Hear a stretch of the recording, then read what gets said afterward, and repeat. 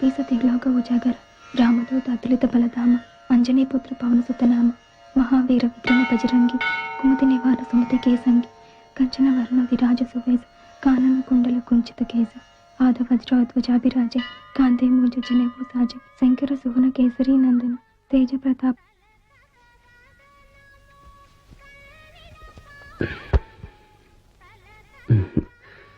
మనుషుల్ని సృష్టించిన ఆ భగవంతుడు అందరినీ తనొక్కడే చూసుకోలేక అమ్మని సృష్టించాడు. కానీ పెంచిన అమ్మ తర్వాత ఏ మనిషినైనా కాపాడగలిగేది డాక్టర్ ఒక్కడే. మీరు? Karthik, I'm a psychiatrist. మీ గురించి అమ్మ చెప్పింది, కానీ ఇక్కడ కలుస్తారని చెప్పలేదు. టీనేజ్ అమ్మాయిల్లో కనిపించే చురుకుదనం నీలో కనిపించడం లేదే. What's your problem?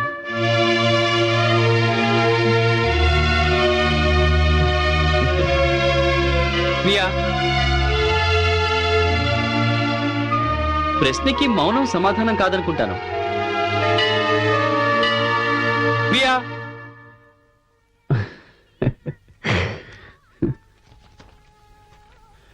Priya, minor mental disorder.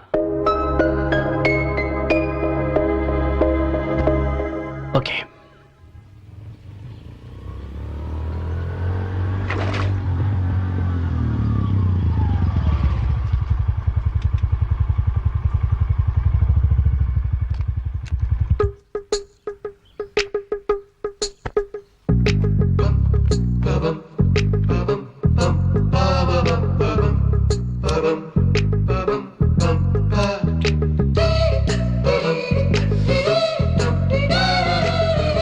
ఈ రోజు ఎలాగైనా ఆ రెండో దయ్యాన్ని కనిపెట్టాలి. అప్పుడే కార్తీక్ గారిని డామినేట్ చేసేంత పబ్లిసిటీ నాకు వస్తుంది. ఎస్,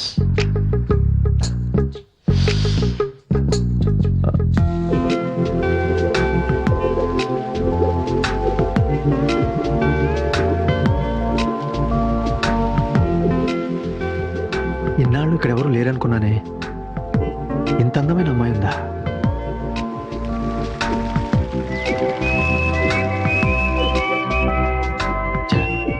ఒక్క లుక్కు కూడా ఇవ్వకుండా వెళ్ళిపోయిందే. ఎక్కడికి పోతుందిలే. ముందు ఆ దయ్యాల సంగతి చూసి ఆ తర్వాత ఈ అమ్మాయి సంగతి చూద్దాం.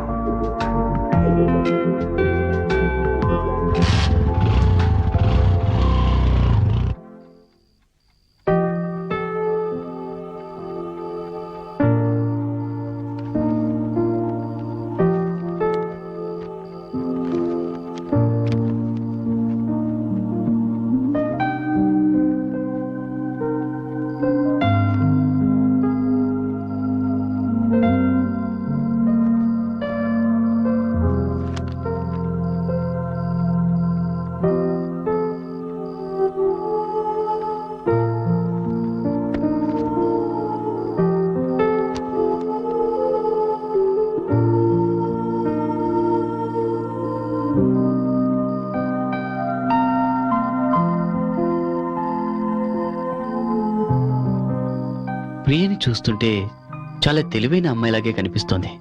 కానీ దేనికో విపరీతంగా భయపడుతుంది. అది తెలుసుకోగలిగితే తనని మామూలు మనిషిని చేయొచ్చు.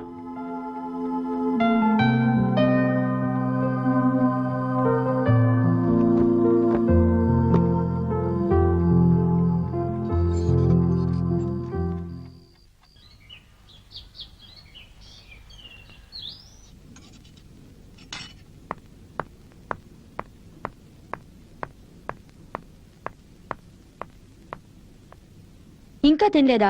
కాలేజ్కి లేట్ అవుతుంది, తొందరగా తిను. ఈ చుట్టేంటి ఇలా చేసుకున్నావు? నీట్గా కట్టుకోవచ్చుగా. హలో, చెప్పండి. అగ్రిమెంట్ ఫామ్ మీద తనతో సైన్ చేయించి తీసుకొచ్చేయండి. ఆ పేపర్స్ ఇప్పుడు అవసరం లేదు, మీరు టైంకి వచ్చేసేయండి. No problem. అవును, లీగల్ ఒపీనియన్ నిన్నే వచ్చేసింది. మీరు తొందరగా వచ్చేసేయండి. నేను 10 minutesలో అక్కడ ఉంటాను. బాయ్.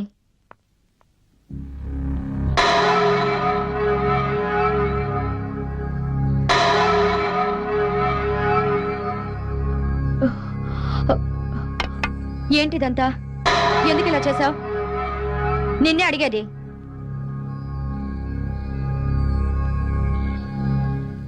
నేనేం చేయలేదమ్మా. మరెవరు చేశారు ఇదంతా? నీ ఫ్రెండ్ వచ్చినట్టుంది, కాలేజ్కి వెళ్ళు.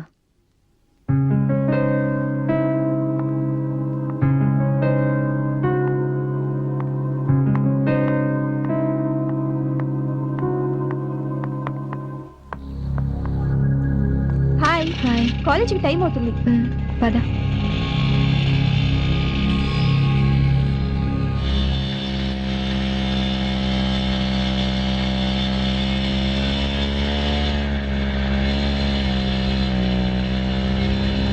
ఏ ప్రియా, మన వాణి వాళ్ళ అక్కకి ఇవాళ ఎంగేజ్మెంట్. మనందరినీ రమ్మని చెప్పింది, గుర్తుంది కదా? ఎవరు ఎంగేజ్మెంట్? ఇదొక మెంటల్. నీలాంటి యాబ్సెంట్ మైండెడ్ తో తిరిగితే నన్ను కూడా అందరూ నీలానే అనుకుంటారు. నువ్వు దిగి నడిచిరా.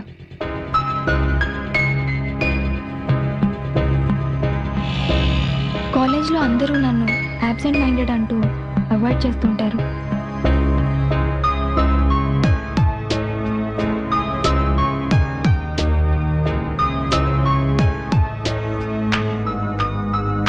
భయంతో రాత్రుళ్ళు నిద్రపట్టదు. క్లాస్లో అందరి మధ్యలో ఉన్నప్పుడే సెక్యూర్డ్గా ఫీల్ అవుతాను.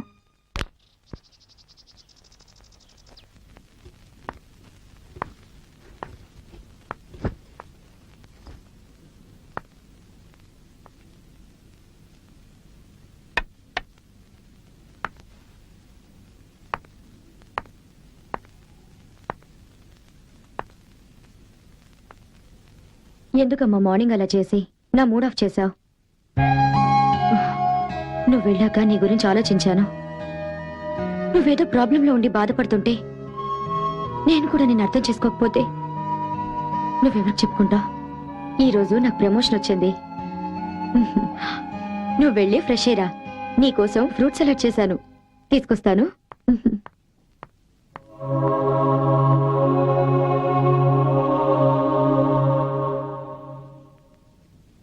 నీకున్న ప్రాబ్లం ఏంటో తెలుసుకోవడం సైకియాట్రిస్ట్గా నా డ్యూటీ. నువ్వు చెబుతావా, నన్నే తెలుసుకోమంటావా? సరే, నేనే తెలుసుకుంటాను. నాకు మైండ్ రీడింగ్ కూడా వచ్చు.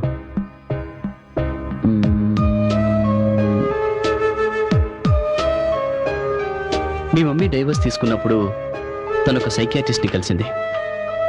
కానీ అతను మీ మమ్మీకి హెల్ప్ చేయలేకపోయాడు.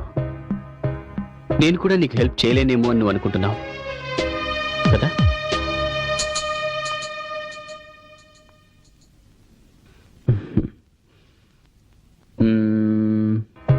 నీకున్న ప్రాబ్లం గురించి ఇప్పటివరకు ఎవరికి చెప్పలేదు, రైట్?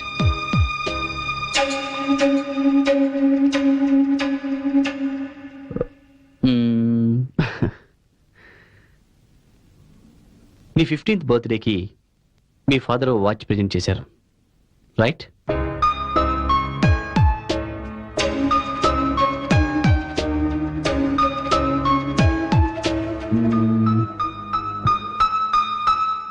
మీ పేరెంట్స్ డైవర్స్ తీసుకున్న తర్వాత కూడా మీ ఫాదర్ అప్పుడప్పుడు నిన్ను కలుస్తూ ఉంటారు కదా?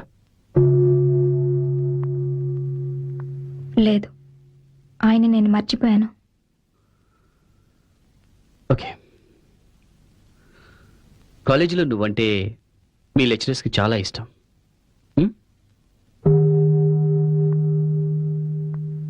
కాదు, కాలేజ్లో నేనంటే ఎవ్వరికీ ఇష్టం లేదు. ఒకసారి డ్రాయింగ్ కాంపిటీషన్లో ఉరి తీయబడిన మనిషి బొమ్మ వేశాను. అది చూసి అందరూ నన్ను తిట్టారు. అమ్మ కూడా చాలా బాధపడింది. నువ్వు ఆ బొమ్మ టీవీలో చూసి వేసావా?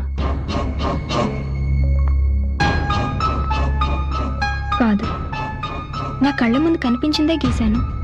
ఇప్పుడు నేనేం ఆలోచిస్తున్నానో చెప్పగలరా?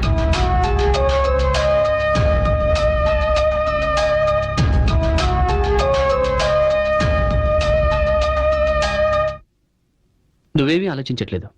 ఆలోచిస్తున్నాను. మీరు మంచి సైకియాట్రిస్టే కావచ్చు, కానీ నాకు హెల్ప్ చేయలేరు.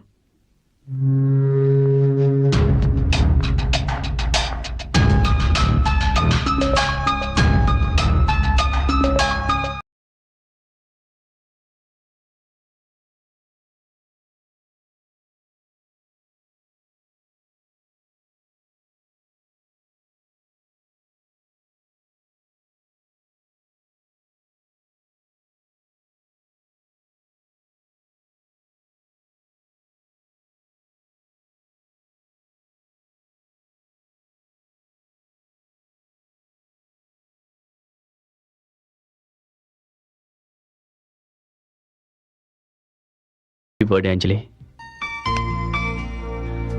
మనం ఎవ్రీ ఇయర్ లంచ్ చేసే ఈ రెస్టారెంట్లో ఉంటామని డైరెక్ట్గా ఇక్కడికి వచ్చేసాను. నీకు నా మీద కోపం తగ్గింది అంటే ఇట్టించిటే షాపింగ్కి వెళ్ళి నీకోసం ఏదైనా మంచి గిఫ్ట్ తీసుకున్నాం. సో నా మీద ఇంకా కోపం పోలేదన్నమాట. అంజలి, ఒక కేసు ఫెయిల్ అయ్యి అతను చనిపోతే ఆ చావుకి నేనెలా కారణం అవుతాను? It's just an accident. Come on. Okay, listen me. ఇప్పుడు నేను డీల్ చేసే ప్రియా అనే టీనేజ్ అమ్మాయి కేసు విషయంలో మాత్రం నేను సక్సీడ్ అవుతాను. నన్ను నమ్ము అంజలి. అంజలి, యాక్చువల్గా ప్రియా తన ప్రాబ్లం ఏంటో నాకు కూడా చెప్పలేదు. కానీ ఆ అమ్మాయి కళ్ళలో ఏదో భయం కనిపించింది. ఎవరో ఊరేసుకోవడం చూసిందట. మేబీ ఆ ఇన్సిడెంట్ తన మనసులో బాగా ఇంపాక్ట్ అయిందేమో అనిపిస్తోంది.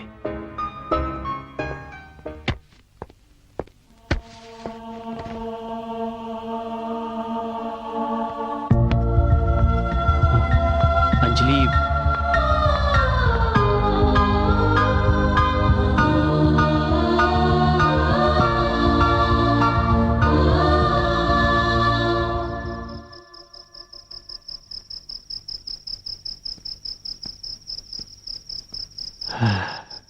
ముందే చూసుకోవాల్సిందే.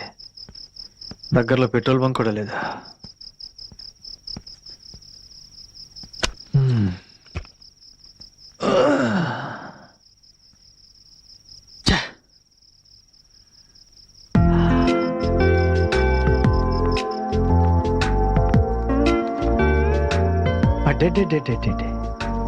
వెతకబోయిన తీగ కాలికి తగిలినట్టు నా స్వప్న సుందరి బయటే ఉందన్నమాట. ఇక నేను బీటు కొట్టడం మానేసి నా హార్ట్ బీట్ గురించి చెప్పి ఐ లవ్ యూ అనేస్తా.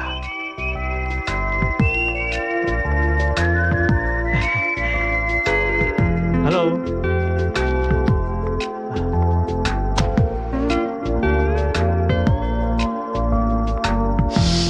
హాయ్.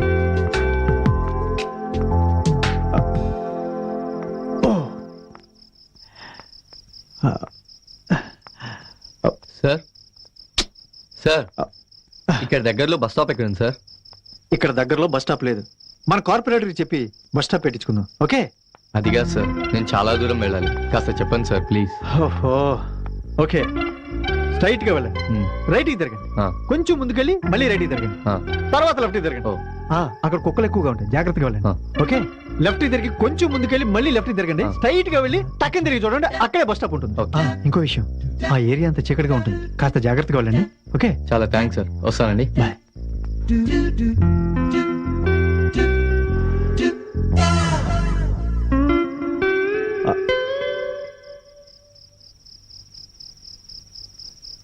ఎక్కడా నా darling? My heart beat, where are you?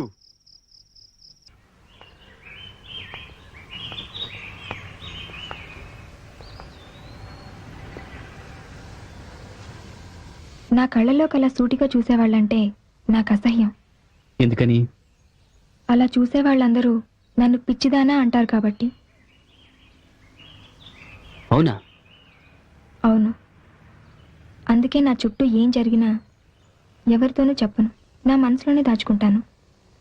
చివరికి మా అమ్మకు కూడా చెప్పను. అమ్మకు కూడా చెప్పవా?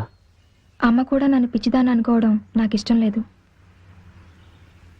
చూడు ప్రియా, పిచ్చి అనేది యాక్చువల్గా హెల్త్ ప్రాబ్లం కాదు. అది జస్ట్ మైనర్ సైకలాజికల్ డిజార్డర్. ఒక మామూలు మనిషిలా కాకుండా కొంచెం డిఫరెంట్గా బిహేవ్ చేసినా కూడా దాన్ని పిచ్చి అంటారు. నాకు యాజ్ ఎ సైకియాట్రిస్ట్గా నీకు ఎలాంటి ప్రాబ్లం లేదని అనిపిస్తుంది. You are just fine, quite normal. Yes Priya, నువ్వేంటో నీకు తెలుసు. ఎదుటి వాళ్ళు చెప్తే తెలుసుకోవాల్సిన అవసరం నీకు లేదు కదా. Then be confident. మీరు మంచి సైకియాట్రిస్ట్ కావచ్చు, కానీ సైకియాట్రిస్ట్ వల్ల తీరే ప్రాబ్లం కాదు నాది.